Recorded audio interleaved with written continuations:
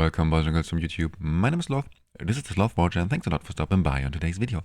In this video I want to talk about the new hero Naro real quick, because there are some interesting parts about this hero. Not only about the hero, he is a very strong kid, but about how to get this hero. Because if we look at this, once again we need 240 of one particular currency to get this hero. Today, this currency is called Lotus Seal, and once you have 240 of those seals, you can just go to the shop and buy him there or exchange him there for 240 of those seals. But now there is something very weird or very interesting, which we don't know exactly how this is going to look like. But if we look here at this challenge mode, here we have those 6 different challenges, and every single one of those challenges provides 20 of those Lotus Seals. So overall, we get 120 Lotus Seals, and that's it. We don't get any additional Lotus Seals. You can clear the story quests, but there you don't get any additional Lotus Seals as well. So right now, overall, we only get 120 Lotus Seals. At least it seems so. We are not 100% sure, because here, if we click in the middle of this Lotus flower, then here it says complete challenges to get these rewards. Oh, I see that right now the creator code is above this. Just give me a second. Now, as you can see, here it says complete challenges to get these rewards. And here is the hero icon of Naro. So yeah, we are not 100% sure how this is going to look like. Maybe, and probably, I think it looks like at least, that after we cleared those 6 challenges, then every one of us gets this hero here as well, which would be very, very cool. And yeah, as I said, if we compare this now to Drist or Alminster, those heroes were also 100% free-to-play friendly, so I'm relatively confident that we will get Naro as well for free, but we will see. Now the question is, what if he is not for free? Then it will take you around 30 dice, worst case scenario exactly 40 dice, but I'm very confident that most of you will only need 20 or 30 dice to get him. And now the question is it worth it to go for him if it will take you 30 dice? Or around 30 dice? Is he strong enough? So let's talk about him first, and then about his exclusive artifact as well. So first, let's have a look at his kit real quick. Or very first, actually, at those aesthetics. Very cool aesthetics. Now, maybe you are a little bit into mythology, then you know this mythological character, Nisha. He is most likely inspired by Nisha. And yeah, yet it is a very, very cool character design. Once again, very, very cool. Like this fire spear here, and then those fiery rollerblades there. Very cool hero. Definitely like him. Now, let's have a look at this kit. First, this aura. This aura already is so cool. 30% increased HP in all battles. We love to see those all battles auras, because sometimes we only have access to 1 or 2 good auras, and then sometimes those auras only provide resistance, which is not so needed in many areas. So this is definitely one of the best auras in the game. Sometimes you prefer attack over HP, but in general, extremely strong aura. Love to see this. Now, his passive. Whenever this hero inflicts a debuff on an enemy, he inflicts this additional debuff, Empyrean Threats. Now, or threats. By the way, this is not a debuff. This is not shown in the debuff bar, but you have a visual showcase that the Empyrean Threats is actually up. Now, what does this debuff do? It makes the target unable to move, which is very interesting. And this is quite surely there will be areas in the game where this is going to be useful. Maybe we could even use this for PvP. It is definitely going to be useful in some areas in Meander, for example. I'm very sure. And just in general, this could be a very, very interesting new effect, new debuff. This making enemies unable to move. Also, when they take damage, the first time they take a little bit of additional damage, which is nice. And then, and this is probably the most interesting part, he has a 100% chance of inflicting 10% damage penalty. So he brings a new debuff to the table, damage penalty. It is only 10%, but it is just 10% less incoming damage, which is amazing. This is an extremely strong new debuff. And what is so cool about this debuff, just to jump to his ultimate next, he also brings attack penalty. So he brings attack penalty and damage penalty. So extremely, extremely strong hero. I really like this combination of attack penalty and damage penalty. And yes, as you can see, now he has to inflict debuffs to activate his passive, but he has a debuff on his ultimate and on his battle skill. On his battle skill, he inflicts healing prohibition, which sometimes is not needed. In some dungeons, this is absolutely useless, but in many different other dungeons, this is actually very, very useful. So, for example, at Phoenix, this is so strong as well. Also for PvP, at Fae Meander, this can also be very, very good. So in general, I like the healing prohibition debuff. It is not the strongest debuff out there, but it can definitely be very useful. Also, it does not show any area of effect here, but it is AoE. He jumps towards one enemy, and yeah, on the way there, he hits other enemies as well, so he can inflict healing prohibition on more than only one hero. So it is you can see this like as an AoE, a small AoE. And then his ultimate, it's a full AoE. This is always nice. We love those full AoEs. They can be so, so useful. Once again, especially for Fae Meander, for example, or for PvP. Okay, so that's it. He brings a little bit of healing as well on his ultimate. Actually quite good amount as well. 25% of the target's max HP, up to 35% of the target's max HP. Also, this is very cool that it is actually the target's max HP, because then we don't have to build him with additional stats. He does not need any enlightenment to heal for a good amount. He always heals for the same amount, which has, of course, its ups and downs. Now, the downside here is that you will never ever 100% full heal one of your heroes. For example, your DPS hero, he only gets 35% of his HP, no matter what. Your Torrent or Jillian, for example, they will always fully heal your damage dealers or your team, most likely. What Naro will never do. But on the other hand, he does not need any additional stats. You can just build him with full accuracy and tankiness, full defense and HP, with enough accuracy to inflict his debuffs, and then it's fine. So yeah, it has its ups and downs. You will not heal as much as Torrent, but you don't need so many stats as Torrent. So yeah, ups and downs. So this is his skill kit. This is a very strong skill kit, especially that he brings attack penalty and damage penalty is so cool. So there will definitely be some areas in the game where we are going to use Naro. I'm very sure about this. Especially later on for the Continental Challenge, he is most likely going to be in many, many teams.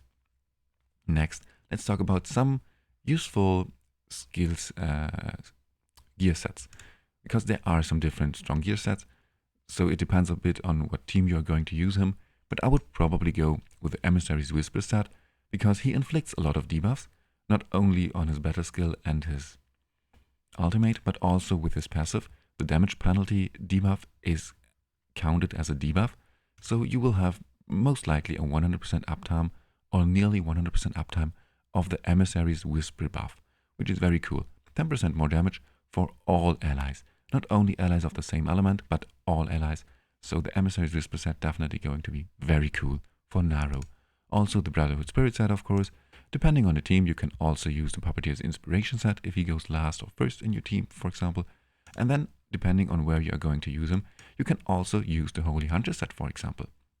Because, as I said, his battle skill hits multiple targets, and then also his ultimate is a full AoE, so especially for Fae Meander or maybe PvP as well, you can use the Holy Hunter set on him as well. Also, can you use any of those defense or tank sets as well? As I said, here are many different options, and it depends on how you want to use your Naro, because there are actually different options to use your Naro, and this is one of the things that is so cool about this hero. He is very, very versatile. You can use him as a full tank with a little bit of accuracy. You can also use him as a healer, actually, and just a little bit of tankiness, just a healer with some accuracy. So he is a very versatile hero, which I really like. And what the best way to show how versatile this hero is when we talk about his talents, actually. Because there are different options, and depends on if you want to go with him as more of a tank, more of a debuffer, or more of a healer. So the bottom row is mostly focused on healing skills. The middle row is mostly focused on defensive stats, and the top row is mostly focused on some additional accuracy to make it easier for you to inflict debuffs. Now, what are the strongest talents in my opinion? Now, for the level 3 talent, I would probably go with the Blessing of Waves, because then he takes a little bit less damage. The Spiritual Guidance is not so good in my opinion, because he only heals with his ultimate, and then only 2% increased healing is fine. It helps you a little bit for sure, but it is not so game-changing in my opinion. And then this Disabling Shock. This is also interesting. A little bit increased additional damage, but in my opinion here for level 3 talent, the Blessing of the Waves is the strongest one. For level 4, also I think, in my personal opinion, the Rugged Tenacity is the strongest talent here, because overall 30% increased HP is so strong. Also, you can, as I said, if you want to really always land your debuffs, you could use the Complete Focus as well. It makes it a little bit easier to build him, but in general, it just increases your accuracy by 30. And yeah, 30 accuracy is not so good as 30% increased attack. If you want to provide those stats from gear, it is way harder to increase your to roll 30% increased HP on affixes than it is with 30% increased accuracy. So this is why the Rugged Tenacity, in my opinion, is better. Also, the Mistveil is a very interesting talent as well, especially if you only use ranged heroes in your team, then this is a very, very strong talent as well. As I said, this is just in general always the same. When it comes to talents, it always depends a little bit on your team and where you want to use the hero. So just go with what you need. But as I said, those two talents here are probably the strongest level 4 talents, and for level 3, I like the Blessing of the Waves the most. For level 5, there are once again some different options. The Well Thought Out, once again, it helps you to hit a bit easier, to inflict your debuffs a bit easier. Ignoring 10% of the target's resistance can be very strong, especially for PvP. This is a very good talent. Now, the Turn That Heights is very strong if he is your main tank. I don't like that this only triggers up to 3 times per battle and has a 30% cooldown, a 30 seconds cooldown as well. So there are some downsides of this talent, but in general, this is a very good talent, especially for Harpy, for the Grave of Venom, for example. This is an extremely strong talent. The only talent here that I don't like so much is the Extra Blessing. It is okay, but this is, whenever he performs a heal, he grants bonus healing equal to 10% of attack. And since he only has 1 heal on his ultimate, this is not so impactful actually. So even if he has like 5,000 attack, and he heals like your carry, your DPS hero, who has like 35,000 or 40,000 HP, then this will only increase your heal by around 5%, which is not so much. And this is considering that he has 5,000 attack, which most likely he will not have. So the Extra Blessing, in my opinion, is not so good, honestly. But of course, if you want to use him as your only healer, you want to maximize his heals as good as possible, then you can go with the bottom row here, and then you can go with the Extra Blessing as well. But as I said, I don't like it so much because it is not even 5% increased healing overall. So I think you would better be with a Well Thought Out or Turn the Tides. And for the final talents, they are once again very strong talents. Double Advantage is a very, very good talent. He will inflict a lot of negative effects and therefore reduce ultimate energy often. But if you want your team to stay in sync with the boss, then you never ever want to use the Double Advantage talent. The Tactical Advance is once again also a very interesting talent. It's not game changing, but especially for PvP or Fey Meander, this can be very useful.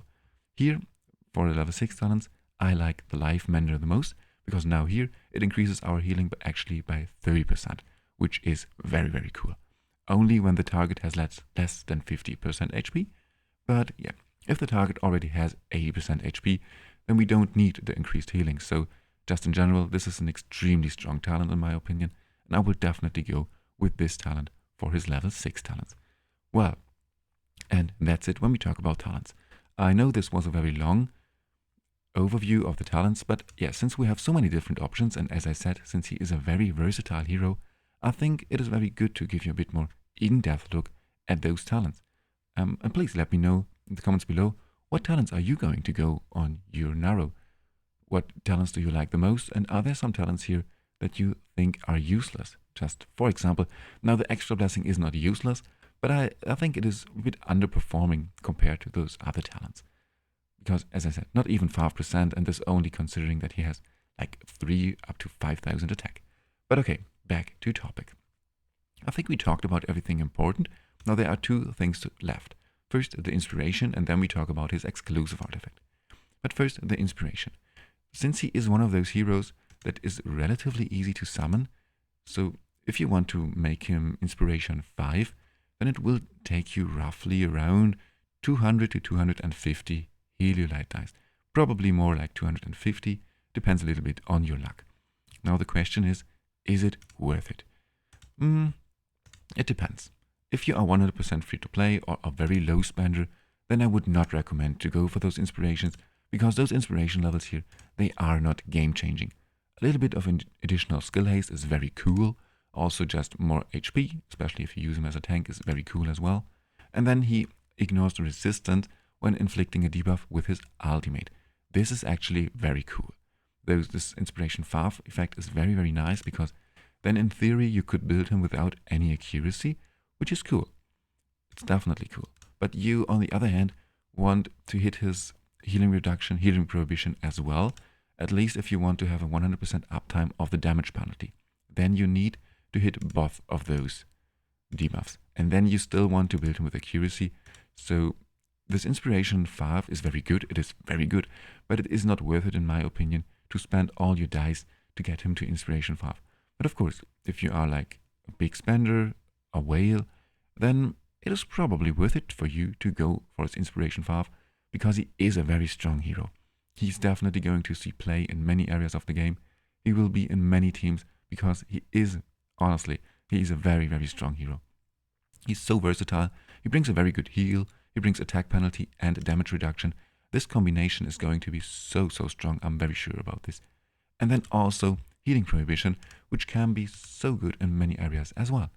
And yeah, that's it when we talk about Naro. So now let's talk about his exclusive artifact as well, real quick, before we are done with this video. Now his exclusive artifact, it is once again, it is comparable to Drist's artifact, for example, because it has an exclusive effect that only takes effect if this artifact is equipped by Naro himself. So you can, in theory, use this artifact on other heroes as well, but the only hero where this artifact actually has a usage is on Naro. So this is, by the way, one of the reasons why Elminster's artifact was so amazing, because it has a generic effect. We can use Elminster's artifact on all heroes. So this is why Elminster's artifact still is probably the strongest artifact that we got from one of those collaboration events. But this Lotus Grace here is a very strong artifact as well, actually. So because we can now have a very, very good uptime of the Empyrean threats, because whenever the enemy is dealt damage, then it refreshes the Empyrean threats. Because when we look at the Empyrean threats real quick, it has not a 100% uptime. It deals a little bit of additional damage and then inflict the attack penalty. So where it is here. So when taking damage for the first time, it takes additional damage. Now it refreshes, so he can deal additional damage not only once with this Empyrean threats, which is very cool, and then you have just an even better uptime of the damage penalty. So especially if you go for his exclusive artifact, you will have a 100% most likely, or 95% at least, uptime of the damage penalty, which is very, very cool. And then also, does it help him to stay alive even longer? Because whenever he hits a hero with his battle skill, and he will always hit at least one hero or one enemy with his battle skill, he receives 5% healing up to 3 times. So up to 15% healing every single time that he uses his battle skill, which is very, very strong as well. Makes him just a bit more tankier. And yeah, as I said, you can use him in different teams with a different purpose. You can use him as a tank, as a full tank with a little bit of accuracy. You can use him as a support hero who is there to heal you a little bit and inflict debuffs. So he is very versatile. In personal, I would build him as a tank with enough accuracy, so because then he will still heal your team by a very good amount as well. And can work as a very good tank as well, because he is going to be hard to kill, especially with his exclusive artifact. He's going to be very hard to kill. So now the question, is it worth to go for the Lotus Grace? Because you will not be able to get both the hero and the artifact 100% for free. So now first it depends. How many dice will it cost? Let's assume that we get him for free after those 6 challenges. Then it will only take you around 30 dice to get his artifact as well, and then it's absolutely worth it. For 30 dice, this artifact, I would take it honestly, because as I said, it makes him even more tanky. It helps him also, not only him, but your whole team to stay alive for a longer time, because he will then have 100% uptime of the damage penalty as well. So this is very, very cool. But if we don't get him for free, if this is just a weird showcase here, and we only get 120 of those Lotus seals, and you already need to spend 30 to 40 dice to get the hero, then I would not recommend to spend another 60 to 80 dice to get his artifact as well. But of course, as always, it depends. If you are a low spender, you have not the biggest hero roster yet, then it is probably worth it for you to go for his artifact as well, because you will definitely use him in many, many different teams, because he is so versatile. Well, and I think actually that's it. I hope that I've mentioned everything that I wanted to mention. If you have anything to add or any other questions, any feedback, please let me know in the comments below. I'm very interested and always in your opinion as well. But well, that's it for today's video. Thank you very much for stopping by, and see you in the next one.